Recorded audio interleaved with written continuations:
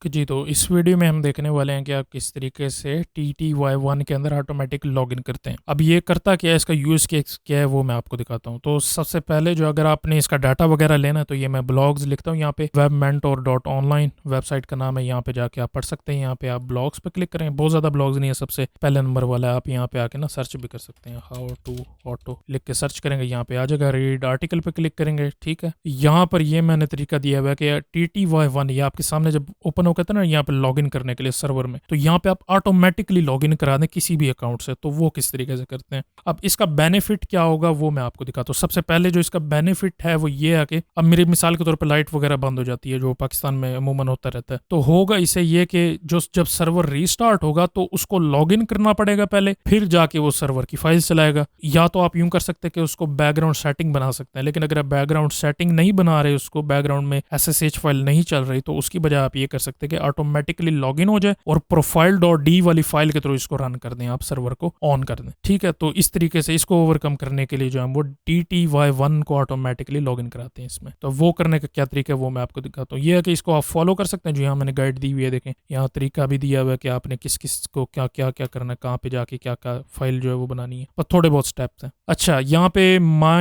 मिनगेटी ये आपने सबसे पहले जो है वो पैकेज इंस्टॉल करना है, तो मैं आपको यहाँ दिखाता हूँ। ये आपके सामने इस तरीके से प्रॉम्प्ट आता है, ठीक है। इसमें आपने जो है वो लिखना होता है, इसको मैं बड़ा कर देता हूँ। यहाँ पे आके लिखना है रूट यूजर होना आपका लाजमी है, ताकि आप चेंजेस कर सके सिस्टम के अंदर। यहाँ पे लॉगिन हो गया। अब मैं जो यूजर यूज करने वाला हूँ लॉगिन करने के लिए वो रूट ही होगा, रूट के थ्रू लॉगिन हो जाएगा। अच्छा, यहाँ पर आप सोच रहे होंगे कि मुझे इस तरीके से खतरा हो सकता है कि मैं अगर SSH के थ्रू एक्सेस करूँ तो ऑटोमेटिकली लॉगिन हो जाएगा। वहां पर ऐसे नहीं होता, लेकिन अगर कोई सर्विस चल रही है TTY लॉगिन होने के बाद ऑटोमेटिकली, तो वो चलेगी, लेकिन आपको SSH लॉगिन में पासवर्ड देना पड़ेगा SSH लॉगिन करने के लिए, वो ऑटोमेटिकली नहीं होगा। तो सबसे पहले जो है वो मिनगेटी जो था वो हमने करना, तो sudo apt install min-getty, ठीक है जी। ये इंस्टॉल हो गया। अब हमने जो है वो मेक डायरेक्टरी करनी है, mkdir स्पेस देके -p, फिर स्पेस देके /etc/systemd। सिस्टम डी के अंदर ऑटोमेटिकली फाइल्स आपकी सर्विसेज चलती हैं बैकग्राउंड में, तो सिस्टम आगे चलेंगे, systemd/getty@TTY1.service.d,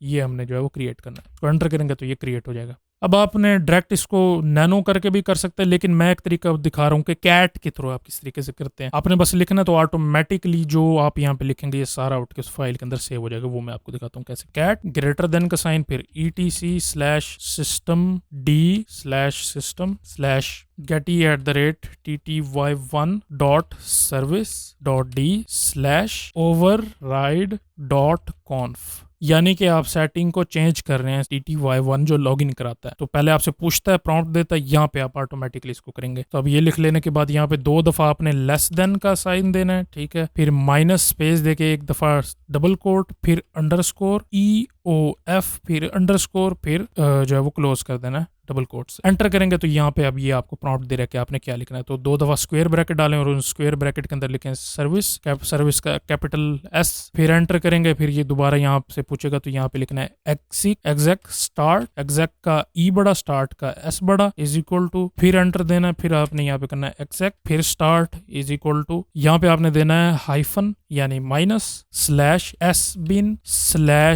-/sbin/मिनगेटी स्पेस देके 2 दफा हाइफन, फिर ऑटो लॉगिन, ठीक है, ऑटो लॉगिन। अब यहाँ पे आपने आके उस यूजर नेम का नेम देना है जिसको आपने ऑटोमेटिकली लॉगिन कराना है। अब मैं रूट कराना चाहता हूँ, मेरा रूट था और दूसरा मेरा एमर था, तो लेकिन मैं रूट को चाहता हूँ, तो यहाँ पे मैं लिखूंगा रूट स्पेस देके 2 दफा हाइफन, फिर नो क्लियर TTY1, सिंपल, फिर एंटर करेंगे। अब यहाँ पे आके आपने देना अंडरस्कोर EOF अंडरस्कोर देके एंटर करेंगे तो ये सेव हो जाएगा। तो अब आपने फाइनल यहाँ पे आके लिखना है sudo system control sudo systemctl enable getty getty@TTY1.service। ये रीस्टार्ट हो गया। अब मैं ये करता हूँ कि सिस्टम को रीस्टार्ट करता हूँ, तो sudo reboot now, ये मैंने पिछली वीडियो में बताया था कि ये आप किस तरीके से करते हैं, ठीक है जी।